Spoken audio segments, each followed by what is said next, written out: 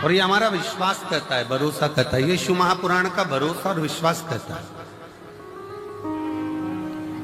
भले रुद्राक्ष को लेने के लिए लोग साल भर आते हैं, रुद्राक्ष लेते हैं, चले जाते हैं, वो अपनी जगह पर। विवाह होने के बाद बहू घर में आ जाए और बहू आने के बाद तुम बहू से मिलने जाओ, वो अलग बात है। पर विवाह वाले दिन तुम्हारी बहन के घर में शादी है और तुम बहन से कह दो कि नहीं मैं अभी नहीं आऊंगी, मैं तो आऊंगी 1-2 महीने बाद, 4 महीने बाद, 6 महीने बाद, जब रुद्राक्ष बटेगा ना तब मैं आऊंगी, अभी ना आऊंगी। तो क्या शादी का फंक्शन है, आज तो आना पड़ेगा, अभी शादी के फंक्शन में नहीं आएगी तो कब आएगी? तो क्या शादी तुम कर लो, एक काम करो, तुम आराम से करो, मैं बाद में आऊंगा। बोलो अच्छा थी, सब चली। तो जो इस रुद्राक्ष महोत्सव के 7 दिन बाबा के इस धाम में आता है, कंकर शंकर पूजन करता है, प्रदोष काल की और सुबह की आरती का बाबा का दर्शन करता है, बाबा झोली पसार कर जो जाता है, अगले वर्ष वो खुद जजमान बन जाता है। इतनी कृपा कर, इतनी कृपा कर।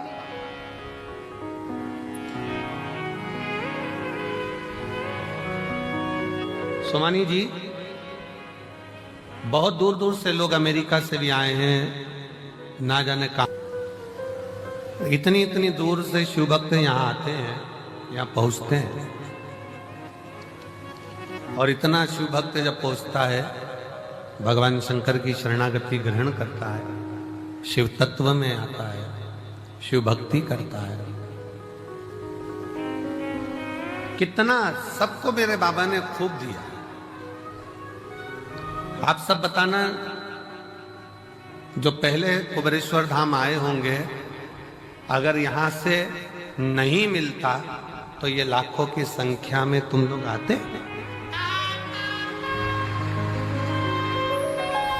शिव ने दिया है, भगवान शंकर ने खूब तुम लोगों को दिया, इसलिए तुम गाड़ी भरा भरा कर रुद्राक्ष महोत्सव में आते हो। अपने पिता के घर, अपने बाबूल के घर, और दिल से प्रार्थना भी करते हो। बंद कर दो इसको, बंद आवाज आएगी। रोज प्रार्थना भी करते हो, इसको चलने दो, इसको बंद कर दो। रोज प्रार्थना करो और शिव से कहो, तेरा ही दिया मैंने खाया पिया है, तेरा शुक्रिया है, तेरा शुक्रिया है। मुझे भोले बाबा ने बहुत दे दिया है, तेरा शुक्रिया है, तेरा शुक्रिया है। ये जायदाद दी है, औलाद दी है, ये जायदाद दी है, औलाद में हर वक्त इमदाद दी है, मुसीबत में हर वक्त इमदाद दी है। तेरा ही दिया मैंने खाया पिया है, तेरा शुक्रिया है, तेरा शुक्रिया है। मुझे भोले बाबा ने बहुत दे दिया है, तेरा शुक्रिया है, तेरा शुक्रिया। ये उसकी कृपा से मिला।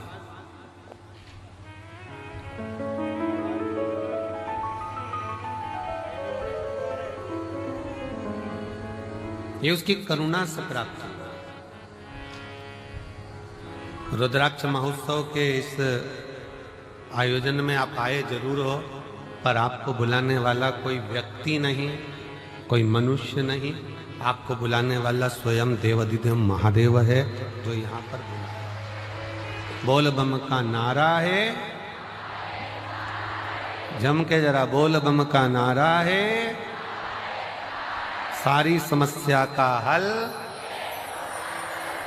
उसने आपको बुलाया।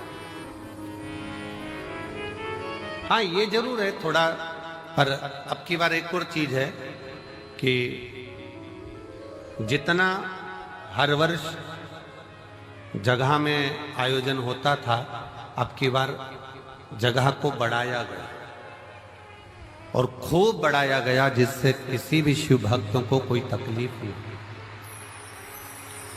और मैं प्रशासन को भी धन्यवाद देता हूं जिन्होंने भक्तों के आने के लिए कोई 1 किलोमीटर या 2 किलोमीटर किसी को चलना नहीं पड़ रहा, मात्र रोड पर उतरते हैं और 200 मीटर की दूरी पर चलकर आप कुबेरेश्वर बाबा के धाम पहुंच जाए। ऑटो से भी उतरे तो भी 200 किलोमीटर 250 किलोमीटर आप 250 मीटर आप चल रहे हैं, 200 मीटर की दूरी पर, बस 150-200 मीटर की दूरी पर गाड़ियां खड़ी होती हैं। आप कुबेरेश्वर धाम पर पहुंचकर बाबा का कथा का और दर्शन का लाभ लें। दिल से 7 दिन अपने पिता के घर में रहकर दिल से भक्ति करो, श्री शिवाय नमस्तुभ्यम का जाप करो, कंकर शंकर की पूजन करो। और फिर निवेदन है, इस भूमि का प्रमाण है कि जो जाता है वो 3 महीने में आता है, और भोले बाबा बुलाता जरूर है, बुलाता।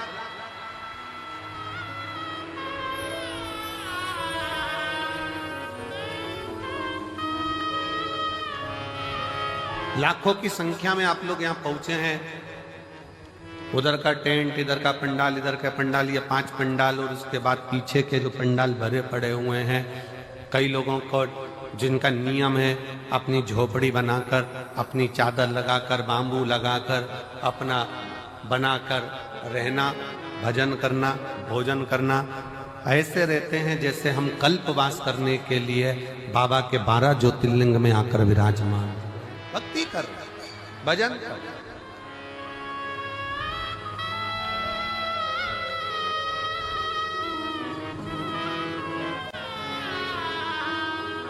कोई मंदिर प्रांगण में पड़ा हुआ है अपना बैग झोपड़ा लेकर, चादर लगाकर, कोई पंडाल में पड़ा हुआ है अपनी भक्ति।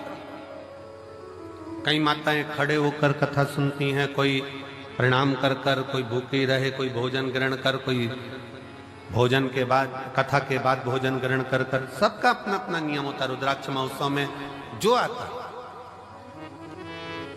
और रुद्राक्ष उत्सव का नियम है जो आया है खाली नहीं गए।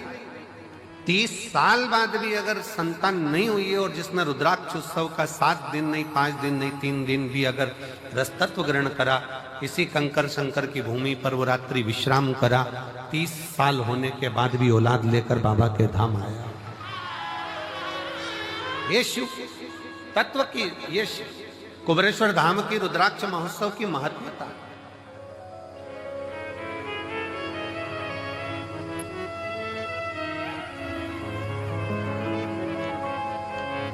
ये 24,000 श्लोक का ये शिव महापुराण की कथा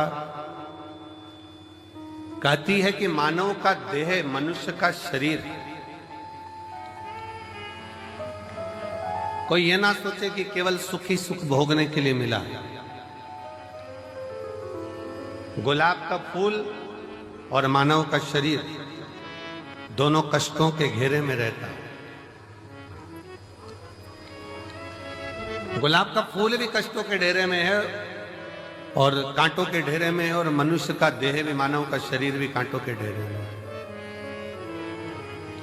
दोनों। कितना संघर्ष गुलाब का फूल करता है, कांटों में रहता है, कांटों में रहता, बड़ा भी होता है, कांटे उसको चारों तरफ से घेरे रहते हैं, पर वो गुलाब का फूल अपना विश्वास नहीं टूटने देता, और एक दिन टूटकर वो मेरे शंकर के चरणों में, मेरे राम के चरणों में, मेरे कृष्ण के चरणों में चला ही जाता। वो मेरे शिव के चरणों में, मेरे राम के चरणों में, मेरे कृष्ण के चरणों में चला जाता।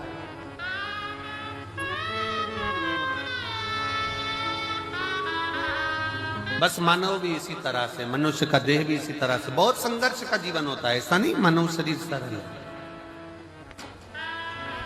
बहुत संघर्ष का जीवन है। आए दिन तकलीफें सामने खड़ी होती है, कष्ट सामने खड़ा होता है, दुख सामने खड़ा होता है। परिश्रम करता हुआ मनुष्य आगे बढ़ता चले जाता है अपना कर्म करते करते, और परिश्रम करता करता मनुष्य कर्म करता करता आगे बढ़ता चले जाता है। और जब बढ़ता है तो एक दिन ऐसा आता है भगवान शिव की कृपा से कि वो अपनी मंजिल तक पहुंच ही जाता है, वो पहुंचता है अपना कर्म। और एक बात अपने स्मरण में रखिए, आपका भाग्य कर्म को नहीं बदल सकता। शिव महापुराण की कथा कहती है आपका भाग्य कर्म को नहीं बदल सकता, पर शिव तत्व कहता है कि आपका किया गया कर्म आपके भाग्य की लेखनी को जरूर बदल सकता। बस कर्म ठीक करो, मत बुरे कर्म कर बंदे वरना पछताएगा।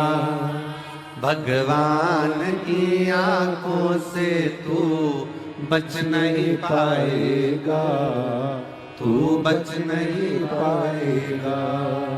अरे ओ अज्ञानी मत करना नानी, अरे ओ अज्ञानी मत करना नानी। तेरे कर्म का फल भी तू ही पाएगा, जैसा किया तूने तेरे आगे आएगा।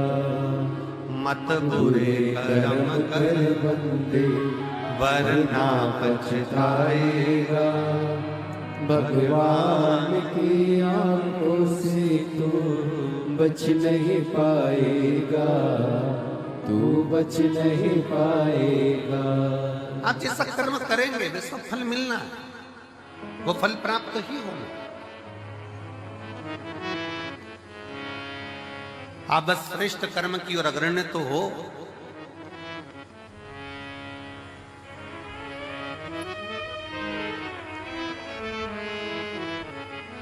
शिव महापुराण की कथा कहती है सत्य टिकता है और असत्य मिटता है।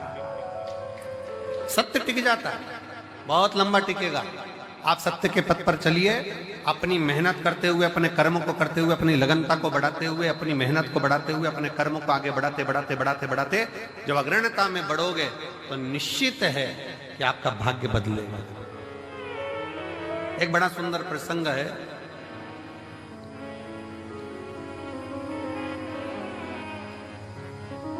मां जगतजननी जगदम्बा अंबा मां पार्वती जी बैठी हुई,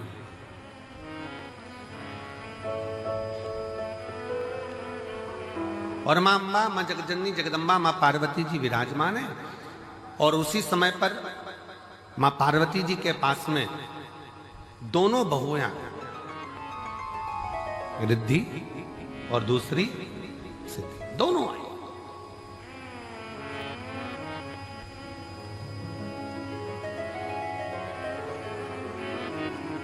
दोनों बैठी, प्रणाम किया।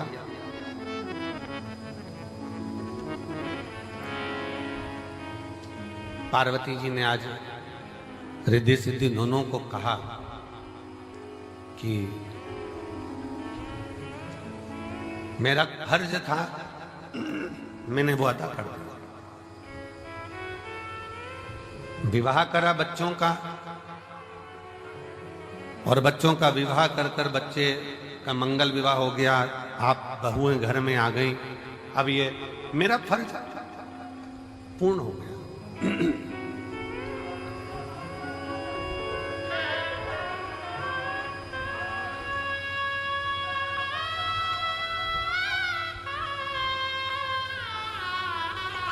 मेरा फर्ज मैंने अदा कर दिया।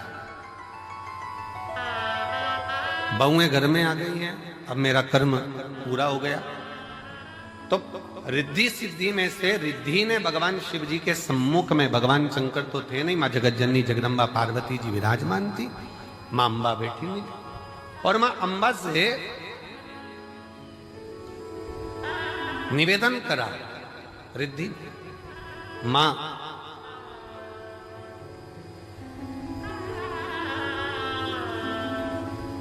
एक श्रेष्ठ स्त्री का, एक श्रेष्ठ नारी का सबसे बड़ा कर्तव्य क्या है? एक श्रेष्ठ स्त्री का, एक श्रेष्ठ नारी का सबसे बड़ा कर्तव्य क्या है? एक स्त्री अपने कर्तव्य का निर्वहन कैसे करे, उसका सबसे प्रबल कर्तव्य क्या है? और ये केवल एक रिद्धि के लिए नहीं, माता रिद्धि के समय की बात नहीं, ये हुआ था भगवान दशरथ जी के सामने भी।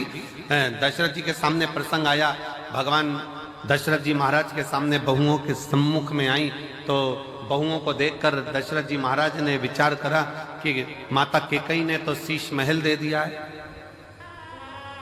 कौशल्या मैया ने भी सुंदर उपहार दिया है, मुख दिखाई नहीं, माता सुमित्रा जी ने भी बहुत कुछ दिया है, मैं अपनी बहुओं को क्या दूं?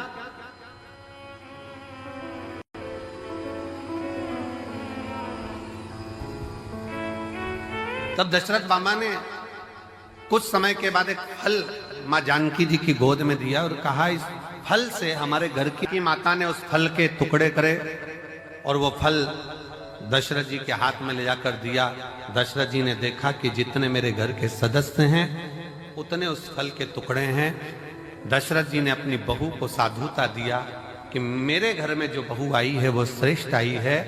उसने ये दर्शाया है कि स्वयं अकेले नहीं खाना है, अपने माता पिता का संस्कार ये है कि घर में अगर थोड़ी सी भी सामग्री आए तो घर के जितने सदस्य हैं सब आपस में बांट कर खाएं,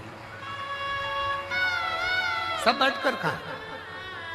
हमने पहले रुद्राक्ष उत्सव में एक कथा सुनाई थी, 5 तरह के चोरों का, 6 तरह के चोरों का वर्णन करा था कि चोटे कौन कौन सी क्वालिटी के होते हैं।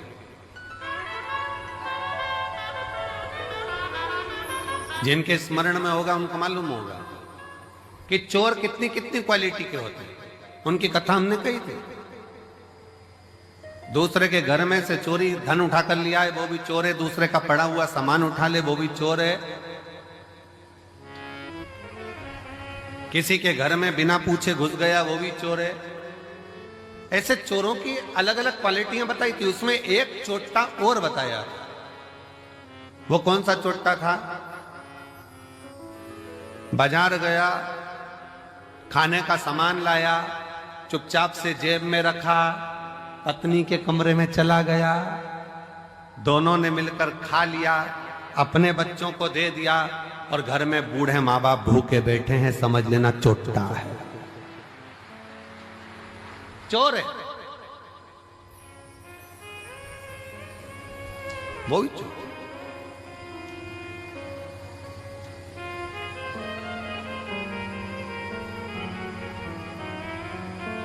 घर में बुजुर्ग माँ बाप बैठे हैं, अगर तुम एक पोहे की पुड़िया, एक समोसे की पुड़िया, एक कुरकुरा का पैकेट, एक वेपर्स का पैकेट तुम अगर लेकर आए हो, एक एक्स्ट्रा लेकर आते, बुजुर्ग माँ बाप को दे देते।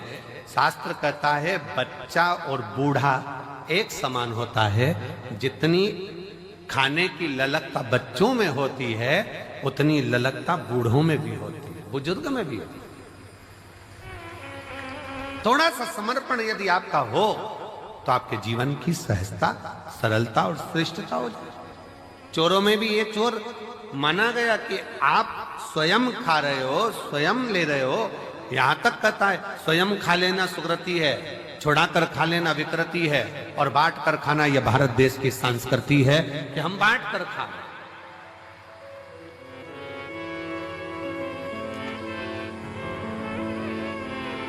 जो मिला है उसको श्रेष्ठता में पाओ, जो प्राप्त हुआ है उसको सहजता में लीजिए, और ये सीखो शिव महापुराण के श्रोताओं से, जितनी कथा वो सुनते हैं, जितनी कथा वो ग्रहण करते हैं, जितनी कथा वो लेते हैं, उसमें से कई कथा वो अपने मोहल्ले में जाकर बांटते हैं, अपने मोहल्ले में जाकर कह देते हैं, लो हमने ये सुना था, हमने ग्रहण करा था, हमने धारण करा था, हमने लिया था। माता रिद्धि मां रिद्धि स्वयं कर रही है। एक माता का, एक स्त्री का, एक महिला का, एक लड़की का कर्तव्य, एक बहू का कर्तव्य क्या है? एक महिला का, एक स्त्री का कर्तव्य क्या है? पूछा, तुरंत कहा, निवेदन करा मां पार्वती जी ने, एक स्त्री का सबसे बड़ा कर्तव्य है, चाहे वो घर में रहने वाला बुजुर्ग हो, घर में रहने वाले उसके पति, घर में रहने वाला उसके बच्चे, घर में रहने वाले उसके ससुर, घर में रहने वाली उसकी सास, जितने भी घर में रह रहे हैं उन सब के चेहरे पर वो खुशी देखे, वो एक स्त्री का सबसे बड़ा कर्तव्य और एक स्त्री का सबसे बड़ा कर्तव्य। प्रत्येक के चेहरा तुरंत पहचान जाए। आज मम्मी थोड़ी नाराज है, आज पापा के चेहरे पर हंसी नहीं है, आज भैया कुछ बात हो गई, आज भाभी के साथ में कुछ हुआ है, आज देवरानी के साथ कुछ हुआ है, आज देवर का चेहरा उतरा हुआ है, आज बच्चों का चेहरा उतरा हुआ है। जब सम्मुख में आए तो यहां तक उसके मुख पर ये रहे कि आज क्या बात है पापा जी, आपका चेहरा उतरा है, मम्मी क्या हो गया, भाभी जी क्या हो गया, भैया जी क्या हो गया, देवर जी क्या हो गया। उसका चेहरा देखकर पहचान जाए कि आज जरूर कोई बात है, और प्रयास करे कि उसके दुख को वो मिटा सके।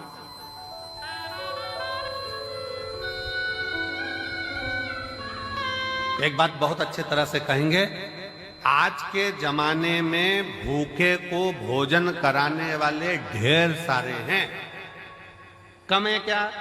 जम के बोलो जरा।